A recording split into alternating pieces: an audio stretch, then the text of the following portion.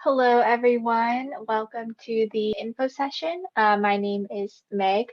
She, her pronouns, and I am the development coordinator for Branch Out this year. We're so happy to have you.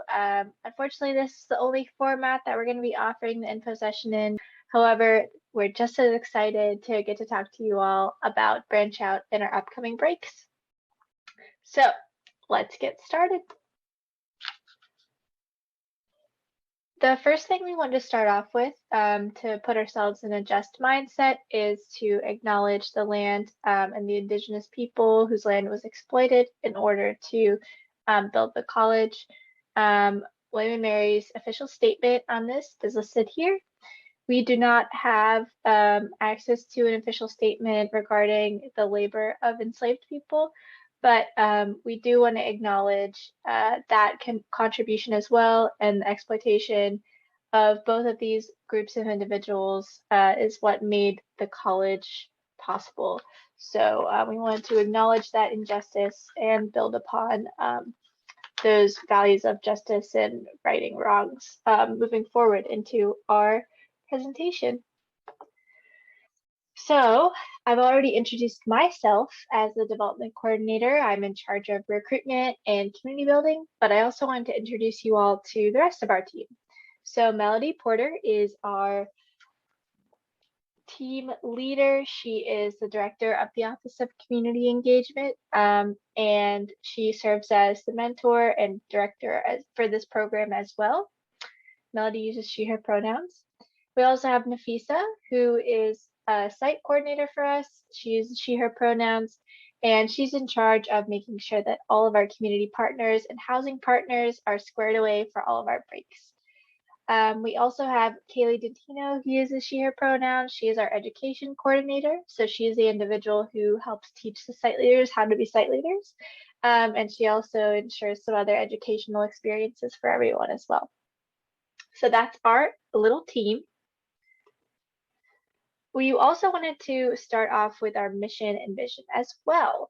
So as you can see, Branch Out's mission and vision are very focused on the development of those people who are participating in alternative breaks, becoming active and educated members of society, and also creating a larger community of people who are dedicated to the pursuit of social justice. We take this work really seriously, and the way that we talk about social justice is by looking for and working for a society in which everyone can reach their full potential. That has to do with working with our partners to build capacity, respecting dignity of the people with whom we partner, and making sure that site leaders and our participants understand social justice and privilege so that they can be in partnership with an awareness of power dynamics that may affect the partnership. We also have a pretty core set of 8 values that we try to use as a guidance in all of the decisions that we make and all of the ways in which we construct our breaks. So as I mentioned earlier, social justice is huge with us, but we also really like to focus on community with fun and lightheartedness and collective leadership, as well as mutually beneficial partnerships. We're intentional with what we do. We are inclusive with our participants and the communities that we work with and the ways that we think and learn about the world. And we focus on developing active citizenship. And we also want all of our partnerships to be sustainable in both environmentally friendly ways and also long-lasting and healthy partnerships. So alternative breaks have 8 key components. As you can see, 8 is kind of our lucky number. The first being orientation. So when you begin your program, you'll be acclimated to the community you're serving in. You'll understand what is it like to be a member of this community? What are the issues facing this community on a day-to-day basis? You also have education happening before your break as well. This will teach you more about your social justice topic and teach you how that topic intersects with a number of complex factors such as how does my social justice issue affect poverty? Or how does it affect racial minorities or gender minorities, any specific group? So we're really focused on those intersectionalities as well as just the broader facts about the social justice topic, as well as the community. We also have training. So this is skill specific. The work that you're going to be doing is tough and it's diverse, And given that, you're going to need very specific skills to tackle the issue. So we're going to support you, and your site leaders are going to support you with the training that you have. So the skills that you need to go in and support this community properly and build capacity properly are going to be there. We also have strong direct service as one of our components. Strong direct service means the work that you do is tailored towards what the community needs and what they're asking for. And this is just so we can maximize our impact, because the members of the community know us best and how we can best serve alongside them. Another component that's important to us is full engagement. So this comes in the form of being fully present throughout your time during your break, whether that's making sure you're focused, taking time for yourself so you can ensure you're focused. And that also includes refraining from substance use throughout our break as well.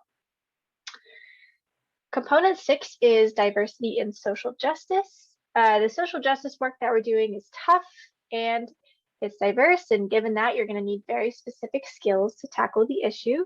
So the social justice component of this then is helping us all focus on the values behind that and ensuring that everyone has the same opportunities to achieve and to access certain resources. This also includes appreciating and encouraging a variety of learning styles, thinking styles, cultural backgrounds, and ethnic groups among our participants, our site leaders, and our community partners as well. The 7th component then is reflection, which is one of my favorite parts of breaks.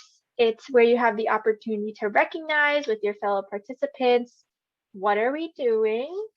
And kind of what are we learning, what are we experiencing, and what does that mean for me? It's a really great opportunity to sit down and think about your own social location in comparison to that of your community partner and the individuals you're supporting through your community partner, as well as just reflecting more on the root causes of the issues that you're going to be addressing. The final component then is reorientation. So this is a really important component as well, because oftentimes in service, there's just that temptation to kind of wipe your hands after you're finished with your service and return and just keep living your life. This is not something that Branch Out tries to do. Instead, we focus on having that long-term partnership with the community partner, with the community that we work with, as well as bringing some of the things that we've learned and trying to enact what we've learned within our own community. So this has taken the form of, for example, in the past, we've done breaks with partners focused on sexual violence and human trafficking. And this has resulted in students coming back to campus and creating their own club focused on addressing human trafficking in the greater Williamsburg, Virginia region. So all of these components come together to make a very wonderful break experience, what we hope. So as I mentioned earlier, active citizenship is one of the Branch Out values. And so it's kind of a framework that we use to think about our own social location throughout reflection and also just throughout our educational process as well. So the continuum is really not a linear path, but rather something that can loop backward and forward. There's no moral attachment to any position because each individual has different circumstances at each part of the continuum. But again, it's just kind of a framework that we like to use for self-reflection. So on the left-hand side, we have an individual that we call a member. So this person is not really concerned about their community. They're really only focusing on things within their own sphere. This person is not really concerned about their role in community problems and addressing them. This isn't necessarily someone that's apathetic, but rather someone who might just have a lot of personal things going on, might have to care for a family member, might just have a lot of school things that they need to attend to, things like that. But regardless, they do not center their community in their day-to-day life. We shift next to a volunteer, which is someone who might engage with community service opportunities, but they haven't really started answering those why questions or asking those why questions. So they're well-intentioned, we say, but not necessarily well-educated. So an individual that does start asking those why questions and become concerned about root causes is what we call a conscientious citizen.